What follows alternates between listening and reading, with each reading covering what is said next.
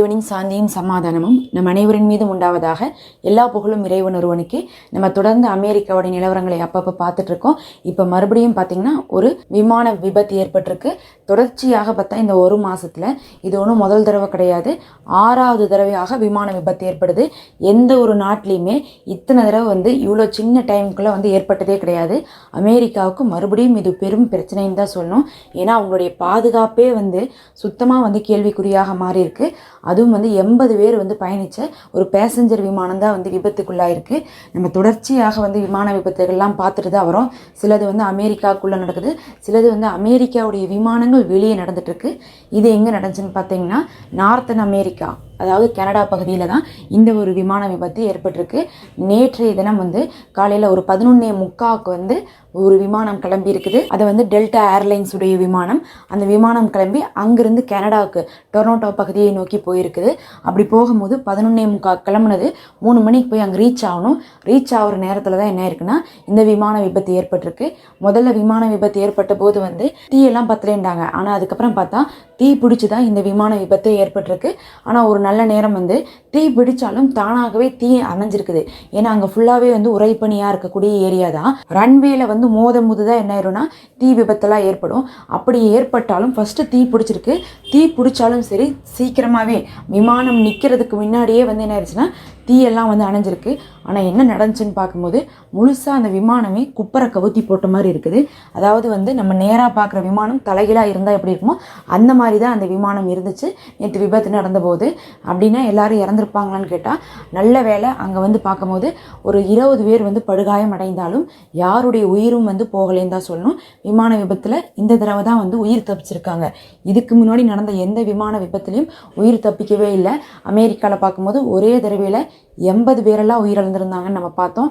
அதுலேயே ஒரு குழந்தைக்கு ட்ரீட்மெண்ட் கொடுக்கறதுக்காக கூட்டிகிட்டு போன விமானம், அந்த விமானம் கொண்டு போய் பில்டிங் மேலேயே மோதி அங்கே பார்க்கும்போது ஒரு பெரிய தெருவே அமெரிக்காவில் தீ பிடிச்சி இருந்துச்சு. இந்த மாதிரி நிறைய ஒரு விபத்து ஏற்பட்டாலும் இது ஒரு பெரிய விபத்தாக இருந்தாலும் கூட உயிரிழப்பு இல்லாமல் என்ன ஆயிருக்காங்கன்னா இந்த தடவை தப்பிச்சிருக்காங்க. அப்படி அவங்க கொண்டு போய் இறக்கும் போது என்ன நடந்துச்சுன்னே தெரியல. என்ன சொல்கிறாங்கன்னா முதல் பனி ஜாஸ்தியாக இருந்துச்சு, எங்களுக்கு ரொம்ப மிஸ்டாக இருந்துச்சு, கண்ணே தெரியலைங்கிற மாதிரி ஒரு தகவல் சொல்கிறாங்க. ஆனால் அதெல்லாம் ஆய்வு செய்யக்கூடியவர்கள் பார்த்துட்டு சொல்கிறாங்க அங்கே இருக்கக்கூடிய நிலப்பகுதியும் சரியாகத்தான் இருந்துச்சு. அதே மாதிரி அங்கே காற்று வீசு எப்பயுமே ஜாஸ்தியாக இருக்கும். அதே அளவுக்கு தான் மெயின்டைன் ஆகிட்டு இருந்துச்சோ தவிர வழக்கத்துக்கு அதிகமாக காற்றும் வீசலை. பனிமூட்டமும் எப்பயுமே அங்கே இருக்கக்கூடிய அளவுக்கு தான் இருந்திருக்குன்னு சொல்கிறாங்க. அந்த இடம் எப்பயுமே பார்த்தா ஐஸ் கட்டியாக தான் இருக்கும். அங்கே நம்ம நியூஸ்லலாம் பார்த்தோம்னாவே தெரியுது, எங்கே பார்த்தாலும் வெள்ளை கலராக தான் இருக்குது. ஃபுல்லாகவே பனி மூடி தான் இருக்குது தரையெல்லாம், பில்டிங் எல்லாம்.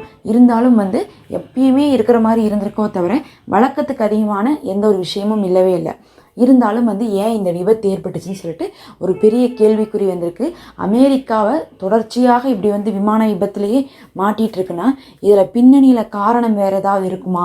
ட்ரம்புடைய ஆட்சி மேலேயே கெட்ட பேர் கொண்டு வரதுக்காகவே இந்த மாதிரியான விஷயங்கள் நடக்குதாங்கிற அளவுக்குலாம் என்ன ஆயிடுச்சுன்னா பேச்சு போயிடுச்சு. ஏன்னா ஒரே மாதத்தில் திரும்ப திரும்ப நடந்திருக்கு. நம்ம இந்த ஒரு மாதத்தில் பார்த்தோம்னா நம்ம மற்ற நாடுகள் எடுத்து பாருங்கள், வேற எங்கேயாவது இந்த மாதிரி விமான விபத்து நடந்துச்சான்னு கேட்டால் எங்கேயாவது 1 இல்லது 2 தான் நடக்கும். விமான விபத்து மட்டும் நடந்தால் அது ஒரு சின்ன விஷயமா பார்க்கப்படாது. நம்ம பொதுவாக ரோட்டில் ஆக்சிடென்ட் ஆகும், கார் ஆக்சிடென்ட் ஆகும், இதெல்லாம் எல்லா நாட்டிலையுமே அதிகமாக நடக்கும். அதெல்லாம் பெருசாக நியூஸில் என்ன ஆகாதுன்னா வெளிநாடுகளுக்கு ஒரு தலைப்பு செய்தியாக போகாது. ஆனால் விமான விபத்து மட்டும் எங்கே நடந்தாலும் சரி, அது இந்தியாவோ அமெரிக்காவோ எங்கே நடந்தாலும் அது ஒரு பிரேக்கிங் நியூஸாக பார்க்கப்படும். அது பார்த்தா எல்லா நாட்டுக்குமே தெரியப்படுத்துகிற மாதிரி தான் அந்த ஒரு விபத்து மட்டும் எல்லாருக்குமே தெரிகிற மாதிரி தான் இருக்கும். அப்படி பார்க்கும்போது அமெரிக்காவுடைய பேரே கெட்டு போயிடுச்சுங்கிற அளவுக்கு இந்த தடவை தொடர்ச்சியாக ஜனவரி 15க்கு பிறகு இருந்து பார்த்தா நிறைய விபத்துகள் நடந்துட்டு இருக்குது. இதில் உயிரிழப்பு ஏற்படாட்டினாலும் இதுவும் ஒரு பெரிய விபத்தாக தான் கருதப்படுது. அங்கே ஒரு ஆடியோ சிஸ்டம் இருக்கும் ஏர் டிராஃபிக் சர்வீஸில். அந்த டிராஃபிக் சர்வீஸில் அவங்க சொல்கிற ஆடியோவில் என்ன பதிவாயிருக்குன்னா அப்படியே அப்சைட் டவுன் ஆயிடுச்சு விமானமே, தீ பிடிச்சிருச்சு அப்படிங்கிறதை சொல்கிறத அப்படியே பதிவாயிருக்கு. இப்படி ஒரு நிலைமை ஏன் வந்துச்சு அப்படிங்கிறது ஒரு கேள்விக்குறியாக இருக்குது. அந்த விமானம் பார்த்தா ஊசி மாதிரி தான் இருக்கும். அதாவது ரொம்ப சன்னமாக அதை வடிவமைச்சு வச்சுருப்பாங்க. எதற்காகனா அங்கே தரையிறக்கும் போது ஏதாவது ஒரு ஆக்சிடென்ட் ஆனாலும் விமானத்தில் இருக்கிறவங்களுக்கு எதுவும் ஆகக்கூடாதுன்னு சொல்லிட்டு. அதனால தான் நான் என்னமோ தெரியல இத்தனை பேர் உயிர் தப்பிச்சிருக்காங்க. அதோடு சேர்ந்து அந்த டொர்னேட்டோடைய அந்த விமான நிலையமே இருக்குது பாருங்கள். சமீப காலமாக அங்கே நிறைய ஆக்சிடென்ட்லாம் நடக்கிறனால அந்த விமான நிலையத்துக்கே வந்து ஒரு கெட்ட பேர் தான் வந்திருக்கு. எப்பயுமே இங்கே ஆக்சிடென்ட் ஆகிட்டுருக்கு, இது சரியாகவே இல்லை, இதை சரியாகவே பராமரிக்கிறது இல்லை, இங்கே இருக்கக்கூடிய பொறுப்பில் இருக்கவங்க தான் இதுக்கெல்லாம் காரணம்னு சொல்லிட்டு அவங்க மேலேயும் வந்து என்ன இருக்குன்னா இந்த தடவையும் பழி விழுந்திருக்கு. ஏன்னா இது ஒரு வருஷத்தில் 2வது தடவையாக அங்கே ஆகக்கூடிய விமான விபத்தாக இருக்குது. அதனுடைய மேனேஜர் வந்து பேசும்போது கூட வந்து என்ன சொல்கிறாங்கன்னா, நாங்கள் நல்லா தான் பராமரிச்சுட்டு வரோம், நாங்கள் விசாரிக்கிறோம் யார் மேலே தப்பு, பைலட் மேலே தப்பா இல்லை வந்து எங்களுடைய சர்வீஸில் இருக்கவங்க யாராவது தவறு பண்ணியிருக்காங்களான்னு சொல்லிட்டு விசாரிக்கணும்னு சொல்லிட்டு அவங்க தரப்புலேருந்து சொல்லியிருக்காங்க. இது இன்னைக்கு வந்து பார்க்கும்போது அமெரிக்காவில் மறுபடியும் ஒரு சோகமான செய்தியாக தான் இருந்துட்டு இருக்குது. இப்போ தான் அவங்களுக்கு காட்டு தீ வந்துச்சு, அதுக்கப்புறம் பார்த்தா தொடர்ச்சியாக விமான விபத்தாகவே வந்துட்டு இருக்கு. காட்டு தீயே வந்து முழுசாக அடங்கினதே வந்து பார்க்கும்போது பிப்ரவரி ஆயிடுச்சு. ஏன்னா அந்த அளவுக்கு வந்து காட்டு தீயுடைய தாக்கமே வந்து மறுபடியும் புயல்லாம் வந்து அதுக்கப்புறம் தான் வந்து அடங்குச்சு. பல ஏரியாக்களில் தீயை வந்து கட்டுப்படுத்தாமையே இருந்துட்டு இருந்தாங்க. கொஞ்சம் கொஞ்சமாக கட்டுப்படுத்தி கொண்டு வரதுக்கே வந்து சொல்லிட்டாங்க ஒரு மாதம் ஆகுன்ட்டு. அப்போ ஜனவரி கடைசி வரையுமே வந்து அங்கே வந்து காட்டு தீயால் ஏற்பட்ட நஷ்டங்கள் இருந்துகிட்டே இருந்துச்சு. காட்டு தீயின் காரணமாக அங்கே மக்கள் எல்லாம் உள்ளே போக முடியாமல் இருந்துட்டு இருந்தாங்க. அதுவே ஒரு பெரும் தலைப்பு செய்தியாக இருந்துட்டு இருந்துச்சு. ஆனால் அது முடியறது கூட இல்லை, அதுக்கு முன்னாடியே வந்து இந்த விமான விபத்துகள்லாம் ஆரம்பித்து அது ஏதோ வந்து சீரியல் மாதிரி லைனாக வந்து தொடர்ந்து அடுத்தடுத்து விமான விபத்துகளாகவே நடந்துட்டு இருக்குது. அங்கே இருக்கிறவங்களாம் இப்போ விமானத்தில் போகிறதே எங்களுக்கு பயமாக இருக்குது அப்படின்னு சொல்லிட்டு சொல்லக்கூடிய அளவுக்கு நிலைமை மாதிரி இருக்குது. இப்போ அங்கே போனவங்களாம் கரெக்டாக லேண்ட் ஆகலை, அவங்களாம் நடுவுலேயே ஒரு பகுதியில் இறங்கியிருக்காங்க.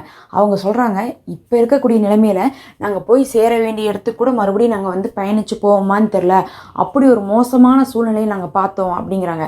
ஏன்னா அந்த விமானமே குப்புற விழுந்திருக்கு, அப்படி தலைகீழாக வந்து மாறி இருக்குங்கும் போது உள்ளே இருந்தவங்களுடைய நிலைமையெல்லாம் நினச்சி பார்க்கும்போது ரொம்ப மோசமாக இருந்திருக்கும். அது அப்படியே உருண்டு போய் தான் வந்து மாறி இருக்கு. அப்படி விழுந்திருக்கும் போது கூட வந்து அங்கே வந்து இருந்த ஃபயர் சர்வீஸ் தான் வந்து என்ன பண்ணாங்கன்னா உடனே வேலை செஞ்சுட்டு இருக்கக்கூடிய ஆட்கள் வந்து யோசிக்காமல் உள்ள வந்து அங்கே இருக்கக்கூடிய விமானத்தில் இருக்கிறவங்க எல்லாம் காப்பாற்றிருக்காங்க. மேலே ஒரு பக்கம் வந்து தீ எரிஞ்சிட்டு இருந்தாலும் அதை கட்டுப்படுத்துறதுக்கு ஃபயர் சர்வீஸ் ஒர்க் பண்ணிட்டு இருந்திருக்காங்க.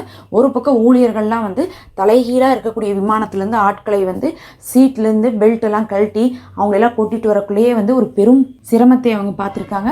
அதனால தான் அதில் இருக்கக்கூடிய பேசஞ்சர்ஸ்லாம் சொல்கிறாங்க, எங்களுக்கு இனி விமானத்தில் போகிறதுனாவே பயமாக இருக்குன்ட்டு.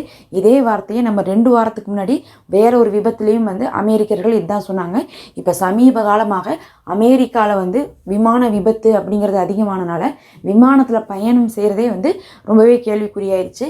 விமான பயணம் செய்கிற மாதிரி அங்கே அவங்க விமான பயணம் செய்கிறது வந்து கம்மியாக இருக்காது, அதிகமாக இருக்கும். காரணம் என்னென்னா, நமக்கு இங்கே ரோட்டில் வந்து ஒரு இடத்துலேருந்து இன்னொரு இடத்துக்கு போக முடியும், கார்லேயோ இல்லை வந்து வேறு ஏதாவது ஒரு பெரிய பஸ்ஸு ட்ரெயின் இந்த மாதிரிலாம் போகலாம்.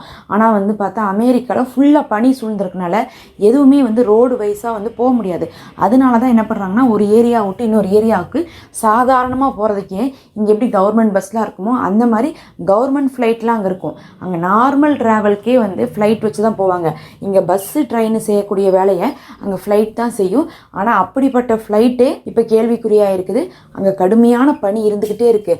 வழக்கத்துக்கும் அதிகமான அளவுக்கு இந்த ஆண்டு முழுவதுமே என்ன ஆயிடுச்சுன்னா அமெரிக்காவில் பனி இருக்குது. அதுவும் ஒரு காரணமாக இருக்கலாம்னு சொல்லிட்டு ஆய்வாளர்கள் சொல்கிறாங்க. தொடர்ந்து இத்தனை விபத்து நடக்குதுன்னா அங்கே வந்து கிளைமேட் வந்து எப்பயுமே மிஸ்டாக இருக்குது. அதே மாதிரி இறங்கக்கூடிய இடமெல்லாம் வந்து பார்த்தா பனி உறைஞ்சிருக்குது. இந்த 2 காரணத்தில் தான் நிறைய தடவை வந்து விமான விபத்து ஏற்பட்டிருக்குன்னு சொல்கிறாங்க. அமெரிக்காவுக்கு இந்த வருஷம் ஆரம்பத்துலேருந்தே வந்து பார்த்தா நேரமே சரியில்லைன்னு தான் சொல்லணும். எது செய்தாலும் சரி வழக்கமாக அவங்க வாங்கிட்டு இருக்கக்கூடிய நல்ல பேரெல்லாம் சேர்ந்து கெட்ட பேராக மாறிட்டு இருக்குன்னு தான் சொல்லணும். எப்பவுமே வந்து விமான சர்வீஸில் அவங்க தான் வந்து நம்பர் 1 இருப்பாங்க, உலகத்துக்கே ஒரு முன்மாதிரியாக இருப்பாங்க. இப்போ அந்த விமான சர்வீஸ்லேயே வந்து பேர் கெட்டு போயிருக்குது. அதுவும் ரொம்ப மோசமாக போயிருக்கு. ஒரு மாதத்தில் 6-7 தடவைலாம் விமான விபத்துங்கிறது அவங்க பேரவே கெடுத்து கொள்ளக்கூடிய காரியமாக இருக்குது. இதையெல்லாம் கண்டு கொள்ளாமல் ட்ரம்ப் அங்கிருந்துட்டு காசாவை கைப்பற்றுவோம், காசாவை நாங்கள் வந்து என்ன பண்ணுவோம், அதை மீள கட்டமைப்போம் அப்படின்லாம் சொல்லிட்டு இருக்காங்க. இன்னுமே அவங்க திருந்தலை. அவங்க நாட்டுக்குள்ளேயே அங்கே எவ்வளவோ பிரச்சனைகள் இருக்குது, குறைகள் இருக்குது. அதை கூட சரி பண்ண முடியாமல் அதுக்கான செலவுகளை எல்லாம் செய்யாமல் அப்படியே தூக்கி இஸ்ரேலுக்கு கொடுத்து என்ன பண்ணிட்டு இருக்காங்கன்னா, இஸ்ரேல் மூலமாக காசாவில அநியாயத்தை தான் பண்ணிட்டு இருக்காங்க. பத்தாவதுக்கு ஈரானை வேற வம்பிழுக்கலான்னு சொல்லிட்டு தான் தொடர்ச்சியாக இவங்க பார்த்துட்டு இருக்காங்க. நேற்று கூட மத்திய திரைக்கடலில் வந்து என்ன ஆயிருக்குன்னா 6 விமானங்கள் அமெரிக்காவுடைய குண்டு போடக்கூடிய விமானங்கள் வந்து பறந்துருக்குது. அது வந்து பெரும் கேள்விக்குறி ஏற்படுத்தியிருக்கு. எதுக்காக இவங்க போனாங்க, இவங்க வந்து அடுத்து தாக்குதல் செய்ய போகிறாங்களா ஈரான் மேலே அப்படிங்கிற அளவுக்குலாம் வந்து பெரும் அச்சத்தை தான் எழுப்பியிருக்கு. அந்த அளவுக்கு வந்து உள்ளே வந்து பார்க்க வேண்டிய வேலையெல்லாம் விட்டு போட்டு வெளியே தான் எல்லா வேலையுமே இப்போ அமெரிக்கா பார்த்துட்ருக்காங்க. இதுக்கு முன்னாடிலாம் வந்து பார்க்கும்போது ஜோ பைடன் வந்து சண்டையெல்லாம் மூடிவிட்டாலும் போருக்கு நேராக இறங்க மாட்டார். ஆனால் வந்து பார்க்கும்போது ட்ரம்ப் அப்படி தெரியல, போருக்கு இறங்குற கூட தயாராக இருக்கிற அளவுக்கு உள்நாட்டு விவகாரத்தெலாம் விட்டுட்டு வெளிநாட்டு விவகாரத்தை தான் வந்து பார்த்துட்ருக்காரு. இதெல்லாம் தான் அங்கேருந்து வந்து முக்கியமான தகவலாக இருக்குது. நம்ம அடுத்த ஒரு காணொலியில் சந்திப்போம்.